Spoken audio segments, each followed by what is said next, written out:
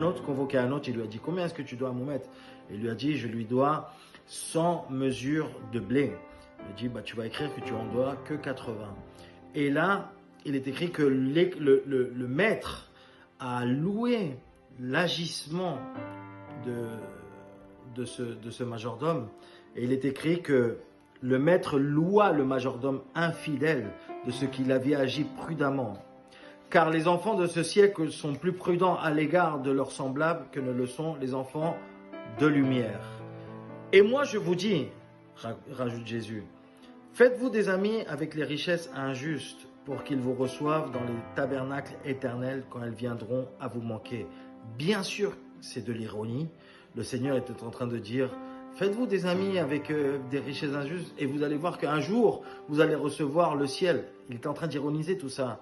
Et il rajoute, celui qui est fidèle dans les moindres choses, l'est aussi dans les grandes. Et celui qui est injuste dans les moindres choses, l'est aussi dans les grandes.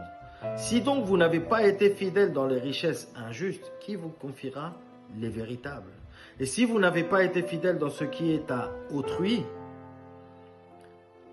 qui vous donnera ce qui est à vous?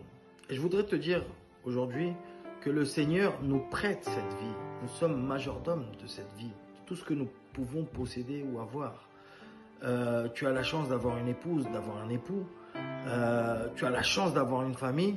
Eh bien, nous devons être fidèles avec le Seigneur pour bien traiter nos épouses, pour bien traiter notre famille, pour bien traiter nos enfants, pour élever nos enfants dans la parole de Dieu, pour élever nos enfants avec des valeurs, pour qu'ils puissent devenir des personnes de bien. Pareil dans le travail. Tu as un travail, tu as une fonction, c'est bien de faire ce qu'on te dit, ne pas arriver en retard, ne pas partir avant l'heure.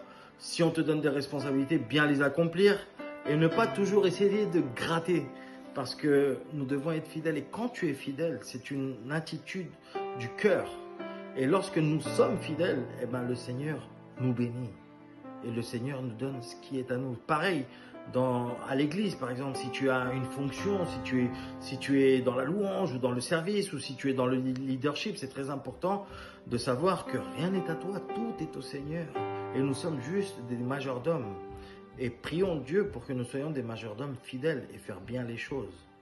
Donc, c'est important, si peut-être nous sommes en train de faire les choses mal, c'est de reprendre conscience, demander pardon au Seigneur et essayer de les faire de façon meilleure, excellente.